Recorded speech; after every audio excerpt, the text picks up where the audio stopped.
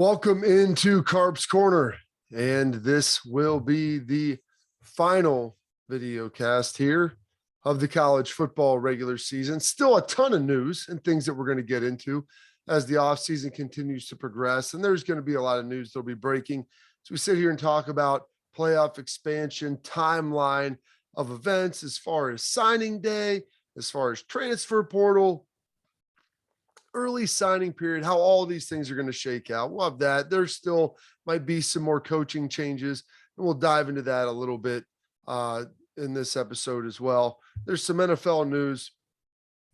Black Monday, and we got college football playoff, great news. And then all of a sudden we got Black Monday, not so good news for many of these NFL head coaches. However, I guess some fan bases might be a little bit excited to see their coach go. Some of these coaches been there for a while, some maybe not as long.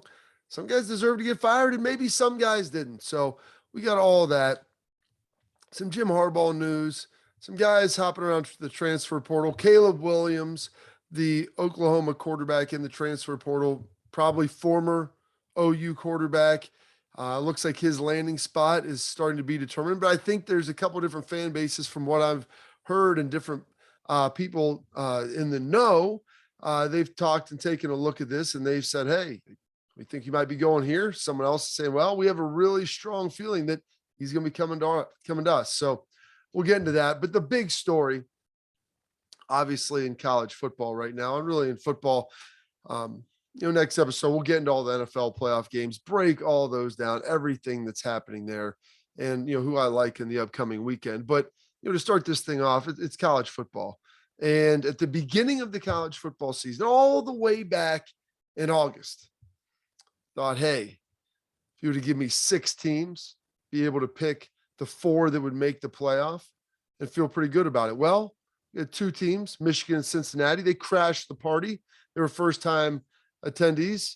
Neither one of them looked all that great in their games. Michigan really not as much. Cincinnati held tough against Bama. In a game that, it was Bama played pretty close to the vest. But the finals were 2 teams that, I think a lot of people expected to be there. Alabama, who is really good and is good every year with Nick Saban, trying to win his 7th title for the Crimson Tide. And then his protege, Kirby Smart, trying to get it done, trying to become the 2nd coach in the Nick Saban coaching tree to find a way to get it done. The first, this year, Jimbo Fisher did it at A&M. After 4 tries, he busted through on the 5th. Kirby Smart, after 4 tries, busted through on his 5th. And so I'm curious to see the numbers. It was a heck of a game. If you're a college football fan and you love it, this is going to be something that's for you. It was great. It was back and forth, a little bit low scoring at times, but the big plays came in the second half when maybe the defenses got worn down, but neither one of these coaches wanted to play to lose it. They wanted to make sure that, hey, I'm going to keep putting opportunities out there for the other guy to make the mistake. I'm going to keep this thing in control, and we're going to find a way to nurse this thing to a victory. Nick Saban playing incredibly cautious. Kirby Smart, doing the same, for the most part. That's why you've got, a 9-6 score, at the half. A lot of different storylines, a lot of different ways you could go with this. You got Bryce Young, Heisman Trophy winner, first-year starter, freshman quarterback, redshirt freshman. Then you've got the guy who's the 5th-year senior, who is the man who's out here, who was a transfer coming in. He's a walk-on. He's like the 4th string, 5th string quarterback in Stetson Bennett. One of my friends affectionately calls him the mailman. He's not all that physically imposing. He's not the biggest guy, doesn't have the strongest arm, but you know what? He's been able to get it done in every game but Alabama, because that was the game in the SEC championship where everything was pushed back up onto him. A lot of 3rd and longs. Well, not much changed in this game, but who was going to be able to get it done? And I wrote this week, I'm like, if they try to put this all on Stetson Bennett, it's not going to be him. He's not going to be able to make enough plays against a guy like Bryce Young. You want to make sure it's your defense and your running game against Alabama, and their predominantly offense is driven by Bryce Young. But don't ask Stetson Bennett to do what Bryce Young did. I thought 30 passes or more, he's in trouble. You want to try to probably stay in the sweet spot around 25. So we'll get to those numbers. Thought Bama had Georgia had to be better on 3rd down than they were. They were 3 of 12 in the first meeting. Bama's 50%, 7 of 14. Thought those numbers had to change. Bryce Young did a great job pulling the ball down at times, running the football. Thought he was going to have a big day doing that. Kirby Smart had an answer for it. And so there's all these things that we looked at, potentially could have happened. And it looked like Bama, even after Stetson Bennett made the critical mistake, it looked like it was going to be their game to ultimately win. But I wrote this about Stetson Bennett in one of my pieces for OutKick. Stetson Bennett is a great story, but great stories don't win championships. Great players do. Now, off of that quote, you could ascertain that that's me saying Stetson Bennett isn't a great player. He's a great story. And because of that, he probably won't win a college football national championship. That is what I was implying, but he played great in the second half of this game tonight. They didn't ask him to do a ton, but when his team needed him the most, he stepped up and made some huge plays. 17-26, nothing to write home about. They kept it inside the box. Not a ton of passing plays. Put him in a lot of third and long situations, put him in some bad spots, had to escape the pocket, ultimately had the one fumble that, put Bama down inside scoring territory, scoring position, and a great throw by Bryce Young leads to a touchdown, but 2 touchdowns, 0 interceptions. So he has the 1 turnover. And so because of that, Bryce Young, you say 31 of 53 passes, 323, throws a touchdown, but 2 turnovers, 2 interceptions, critical ones. And the early one that could have been something, he probably intentional grounding. There obviously wasn't a fumble. But kind of gets away with something right there. But Stetson Bennett outplayed Bryce Young for what he was asked to do. He didn't turn the football over. And Bryce Young, the second pick, is the one that ultimately seals up the game for the Georgia Bulldogs, getting their first national championship in 41 years, going back to when Herschel Walker was toting the pill for the Bulldogs. So congratulations to Bulldogs fans. Here's some things we need to look at. Third downs. Georgia, the fact that they won this game is borderline remarkable. They made big plays. Their defense stepped up in big ways. Third down, Georgia was 4 of 12, slightly better than 3 of 12 that they were in the previous game. You go from 25% to 33%. That's an improvement. Bama 9 of 19 on third down, much better in the second half. Not great early on, but it looked like they were beginning to wear down that Georgia defense. And so with that, they had the 2 interceptions. And I think that's what flips it, because usually if you're winning third down, you're staying on the field, you're wearing teams down. And that was to the second point. It was all about the pace of the game. Georgia wanted to slow it down. They didn't want to run a lot of plays. You wanted to make sure that that defense stayed really rested and that they weren't going to be out there, because the more you expose them, number one, they get tired and they're going to get worn down. Number 2, the more they're out there, there's the chance for the big play happening. Bama was able to hit a couple. They were able to hit a couple. And so that did happen a little bit, but 56 offensive plays for Georgia. That's probably the window they wanted to be in, 56 to probably 65. Unfortunately, on the other side of that, Bama had 81. And so blows my mind. I didn't think that Bama would be able, or Georgia would be able to win if Bama had 81 plays. In the first game, Bama's on pace with 42 in the first half. They get the big lead and they don't run as many in the second half, and they kind of slow it down. But I'm like, if this thing's over 80, if it's in the mid 80s to 90s, they're in trouble. Bama didn't quite hit the mid 80s, but they were over 81 plays. Not a great sign for Georgia. Somehow Georgia came back and won. They made the big plays. Penalties. If you're a Georgia fan, you're probably about ready to pull your hair out. Some of the roughing the quarterbacks, the hands to the face, some of these penalties, the holding on, the kickoff return. I mean, there's a lot of stuff here.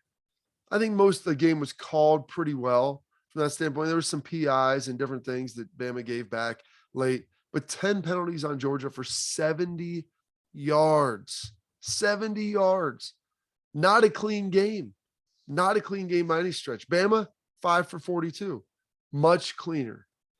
So you look at that, thinking, Kirby, you're supposed to get these guys ready to play.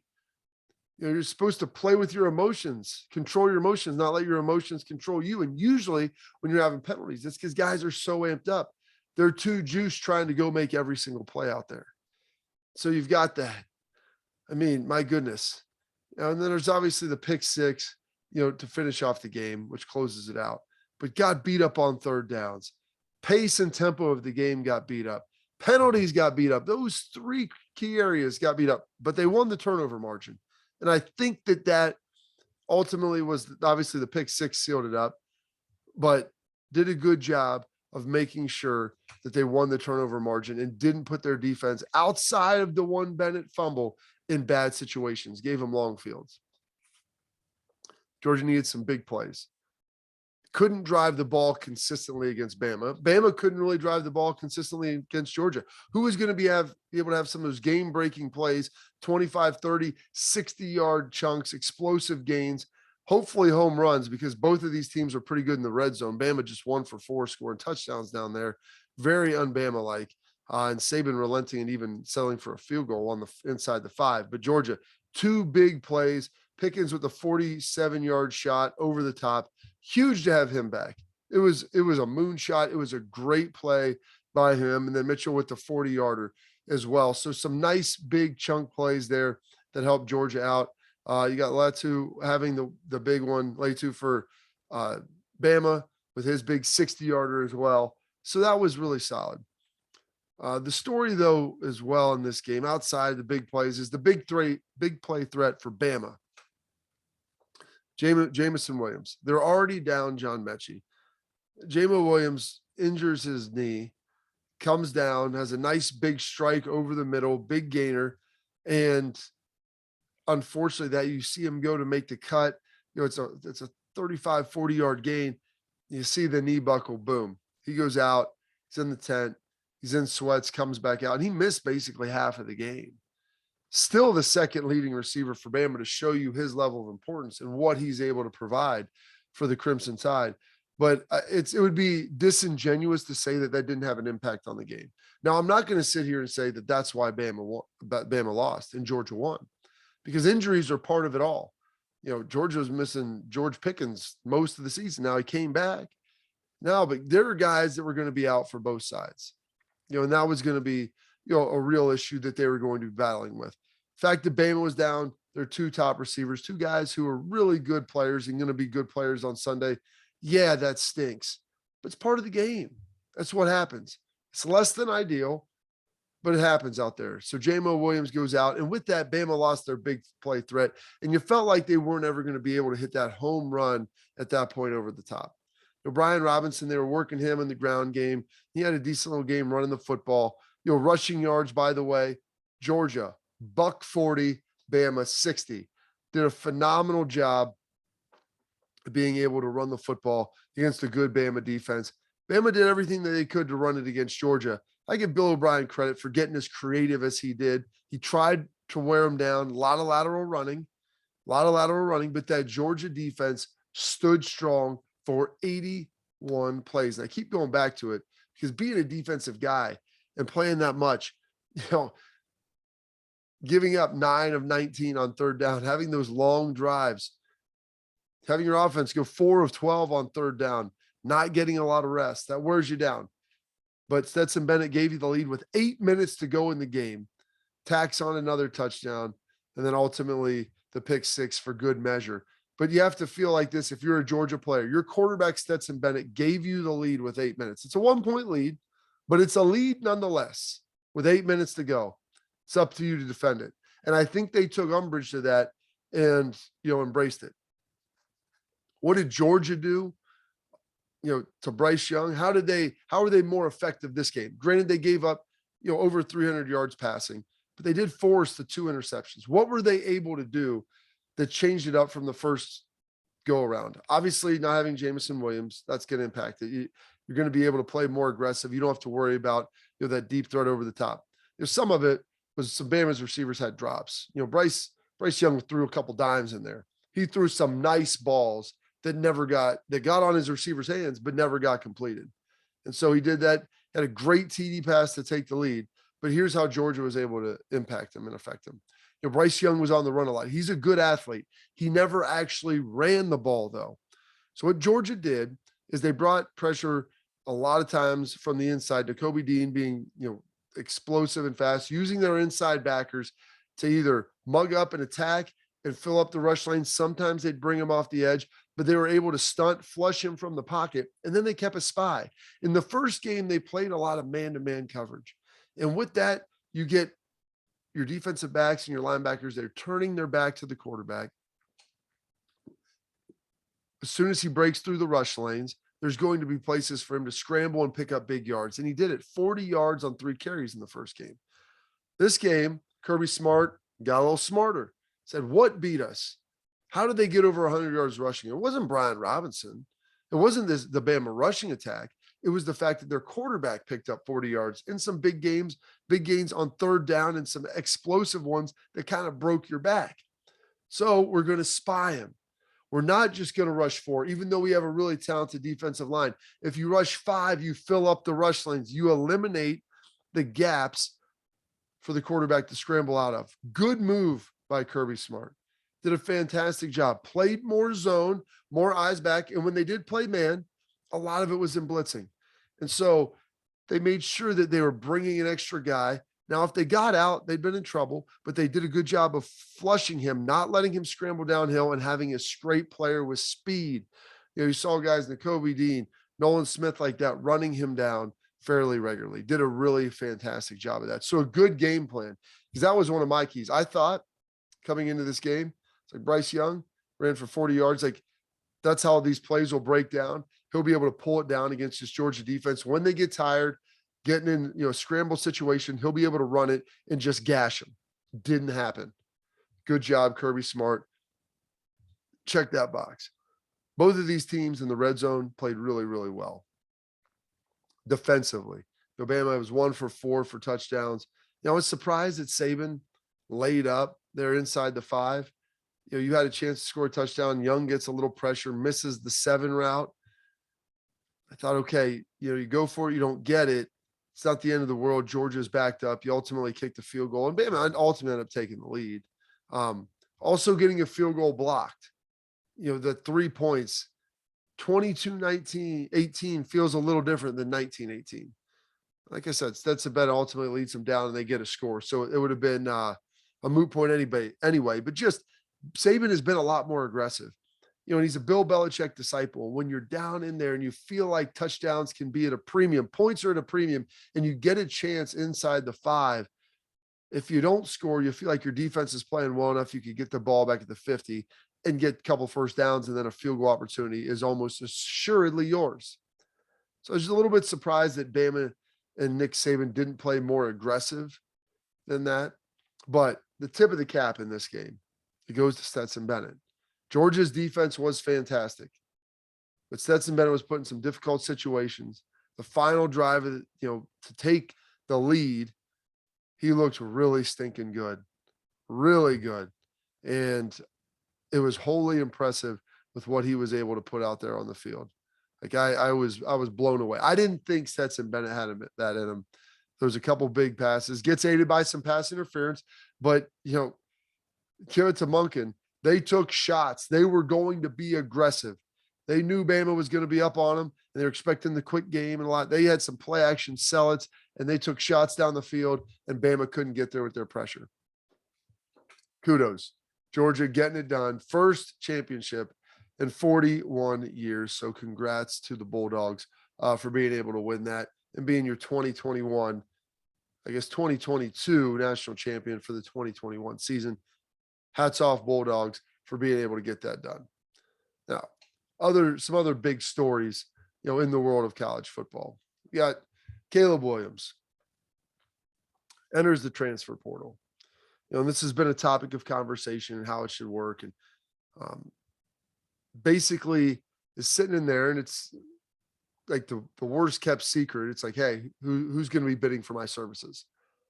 And you hear teams like the Georgia faithful, a lot of people down there that work in the meetings surrounding close to the program feel like he's going there. I know people that I've talked to, out of USC, that they feel like he's going there, following Lincoln Riley. The bottom line is you have to kind of look at this in totality. And Caleb Williams, look at his family situation. And someone who was close to me at Oklahoma sent me an article about Caleb Williams and his dad. He's a real estate developer, got in some problems financially. Does that play into it? Is this going to be a highest bidder situation? And then all of a sudden you see Charlie Batch and his financial firm say, hey, it's going to be $1 million, or we'll pay you $1 million to come to Eastern Michigan, my alma mater, where Charlie Batch went to school. And so what's interesting about that, and I look at that Charlie Batch situation, and this is one thing that the longer in the media and you begin to see how some of these things work, and you realize the coaching connections with agents and members of the media and everything else out, you understand that there are no real leaks. Everything kind of happens for a reason. And I contest that, and I don't want to prove this, that I think that there's a good possibility that Charlie Batch may just threw out the $1 million as the straw buyer, to throw that out there saying, hey, these are basically the table stakes now. If you want to get in the bidding contest for, for Caleb Williams. So that way he's not out there asking for it. It doesn't hurt his image. He doesn't look bad saying, hey, there it is. It's $1 million. And I've heard that that maybe people are up to 2 million to potentially get him. $1 million was the starting point.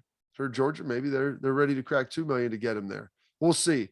I've also heard that he's going to USC, and with Jackson Dart, their young, talented quarterback, are entering the transfer portal. That would lead you to believe, a logical mind could think, that he feels like he's going to USC.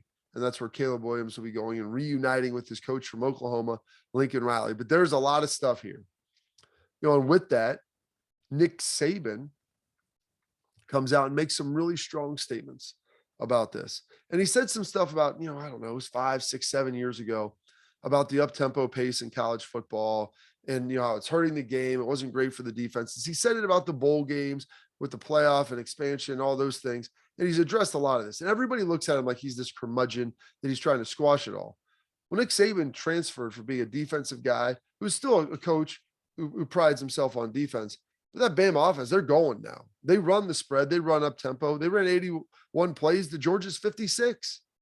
So he's embraced that. And he's basically saying about NIL, if we don't come out, and he made this perfectly clear, he's all for the players profiting off of themselves, all for them making money. And he probably has to say that for recruiting, but I'm all for that. He also came out and said, listen, there needs to be some sort of universal national guidelines, regulation governing this stuff, or else this thing's going to get out of control. And you're going to see a total imbalance of how everything works. And so that to me is not Nick Saban saying, hey, I don't want to see these players making money. I want to put the genie back in the bottle and stop that. That's him saying, hey, we need to get some regulation, or I'm going to do what everybody else is doing. I'm just going to do it far better. And we're going to get even better. And I'm going to go win 10 championships, even though he just lost to Kirby. That's that. When I heard that, I'm like, that's the shot across the bow, because that's what happened before he started running the spread.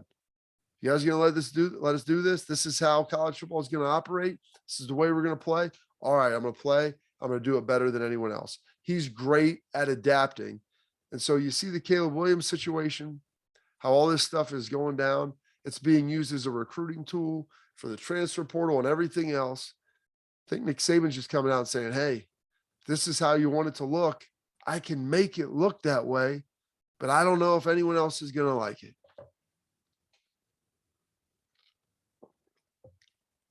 Now, another coach in college football, got Jim Harbaugh, Michigan, Big Ten championship, just beats Ohio State. Comes out, meeting with a recruit. I believe his name is Darius Clemens.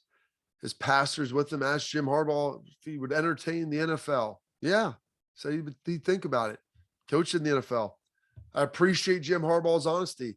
That makes me feel good that a coach will actually be honest with a recruit about what they're thinking. Not, hey, I'm going to be here till I die, and then the next week you pack up and leave.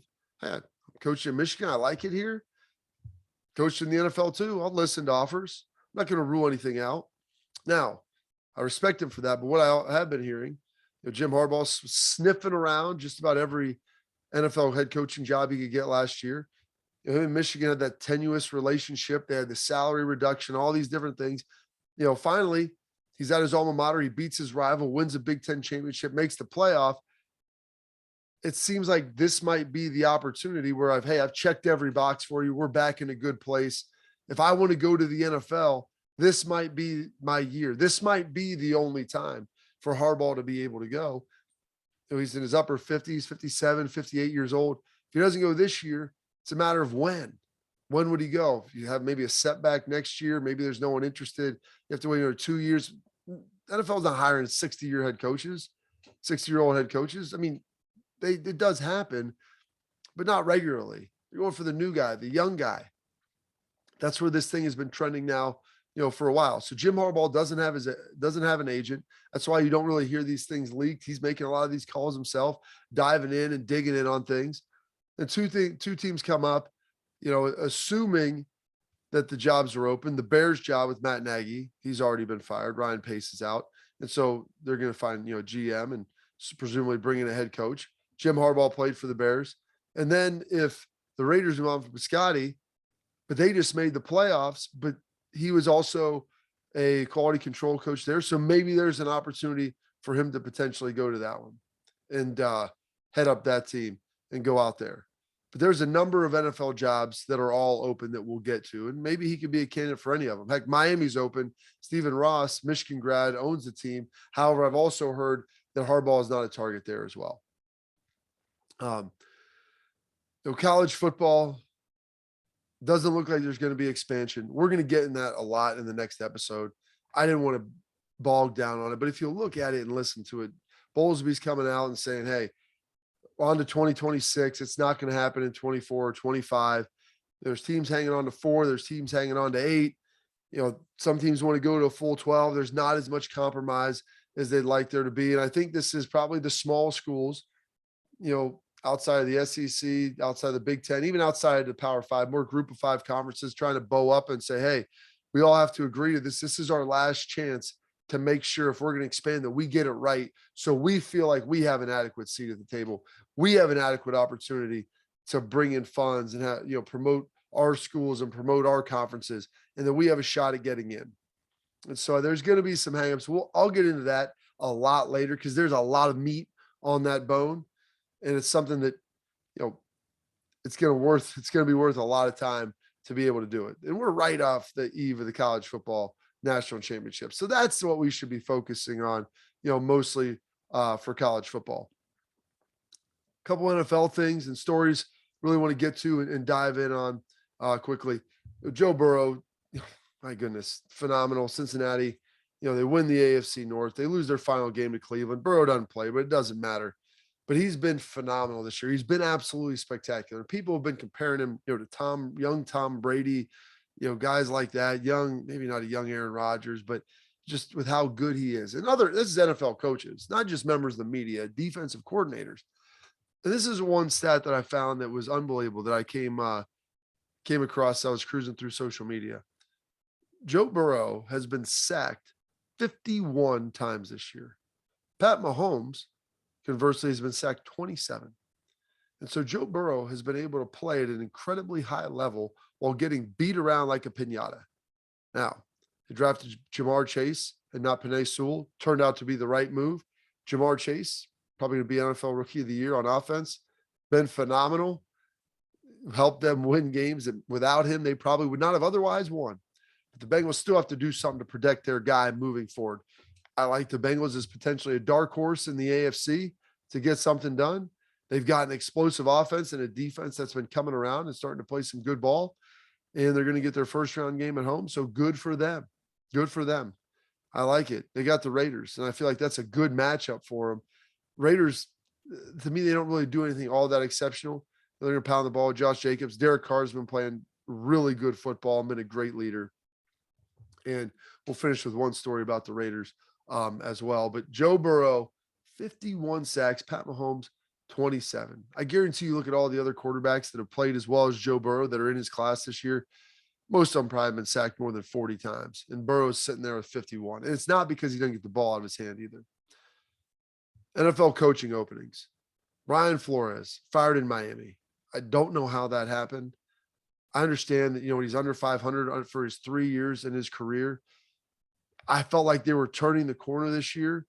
People have said it's their inability to maintain and keep coordinators, and he's moved on from offensive coordinators 3 in 3 years. And, he's got like a triumvirate calling plays right now. I understand he's probably working through some stuff, but his team played hard and they were phenomenal the second half of the year. Phenomenal. They beat the Patriots at the end of the season.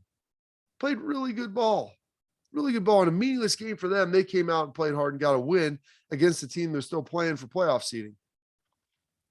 I don't understand that. We'll see who they go after. Maybe they're targeting someone. It's reportedly not Jim Harbaugh, but maybe they have someone in mind already. But B-Flow, he'll bounce back. He'll get another job. And frankly, Miami, they had sold off everybody. They were in a rebuild for the last 3 years. And finally, you're beginning to see the fruits of it. And that's the problem with the NFL. If you ever take over a rebuild, you might not get enough time to be able to live in the house that's been rebuilt, that you built. You can finally begin to do something with. When the time the draft picks are developing and finally hitting, well, so you're on your way out. You haven't won enough yet. But we didn't have anybody. Well, it doesn't matter. Matt Nagy fired in Chicago with Ryan Pace, cleaning house there. I think that was expected with how they struggled this season. Vic Fangio fired in Denver as well. They struggled down the stretch, losing record as well over his tenure. Mike Zimmer finally out. Rick Spielman finally out, the GM in Minnesota. They'd been there for about a decade, have been doing some, good things. Never were able to really kick the door. And they had some phenomenal teams and some phenomenal rosters and were never really able to get over the hump. And so I understand why they're moving on, at this point. It felt like they were in a pretty good spot and they just could never do it. They always had an injury here, a bad call there, whatever it may have been, in the playoffs, and just couldn't ever get it done and really make that run and get back to a Super Bowl. And then obviously the two that opened up earlier with Urban Meyer, Jacksonville, and then the Raiders with John Gruden. So 6 coaching openings. Somehow, people in New York are lamenting this. Joe Judge still has a job. That remains to be seen. I think that they're going to keep him. Anything is possible with who knows who's available and what things look like and how they shake out. But it looks like Joe Judge is going to be there for another year with New York. Is they're one of the more steady franchises, the Giants. They don't make snap judgments and snap decisions, but this is a Giants team that they haven't had a winning record in a long time. They've been down for a number of years, and you got to get Saquon Barkley healthy. They've got to retool that offense. It was one of the worst in the NFL this season. I believe they scored 24 offensive touchdowns, which is borderline offensive with how the offensive football is called and played today. So wild to see that. Very, very shocking and surprising, that he's still here. But hey, I said the Giants don't usually overreact. And then one last piece going in, the Sunday night game, you had the Raiders Chargers, which turned out to be a phenomenal football game. And unless they tied, the Steelers were going to get in the playoffs, who beat the Ravens earlier that day. And since the Colts, who somehow were 15.5, 16-point favorites to Jacksonville, lost that one, that knocked them out of the playoffs and gave the Steelers life. The only way they didn't get in is if that game ended in a tie. It went to overtime. They're going back and forth. And the Raiders, I think, are content with letting it be a tie. And they both get in. 2 more teams from the AFC West getting in. Chargers, LA Chargers, and the Vegas Raiders. And for some reason, Brandon Staley calls a timeout. Said to get a better run group on the field. And so instead of just continuing to run out the clock, the Raiders go kick a field goal. They win the game, bounces the Chargers out of the playoffs. And Derek Carr said that timeout, the call by Staley, that changed our mindset. You were going to see the ultimate brother-in-law job in the NFL. 2 teams saying, hey, the more we do it, we try to kick a field goal, you could block it. There's a lot of bad things. If we tie, we both get in. They were both wholly aware of that once the Colts lost and the Steelers won. A tie gets them both in. For some reason, Staley, you got to be able to read the dude across from you. When you're not really trying to take shots, you don't feel like they're going up tempo, and they're content to let that thing expire because you know what? An extra win is great, but getting in the playoffs is even better. And so they were ready to do it. Biscotti's old school, NFL coach. He's been around for a long time. And I think everybody realized, hey, getting in the playoffs is good for us. It's good for you. And so neither one of us needs to ruin it. And then he goes and calls that stinking timeout. Well, cost Brandon Staley the opportunity to get in. By the way, Chargers, I think they converted 6 fourth downs in that game, maybe in a row. I mean, they were on fire. It was remarkable game. That wraps up this edition of Carp's Corner, college football playoff. The season was fantastic. The championship game, one for the ages, went down to the wire. It's late at night. I'm glad I stayed up to watch it. I am exhausted looking forward to get some rest this week. He's got a big NFL slate coming up and a lot more college football stuff that we're going to discuss as far as how the timeline is going to change up, with everything and what the playoff potentially could look like. What are the holdups? This transfer portal is crazy, highest bidder stuff, NIL, all of it will be here along with NFL and other sports stories as well. So thanks for listening, watching this edition of Carp's Corner. We'll see you next time.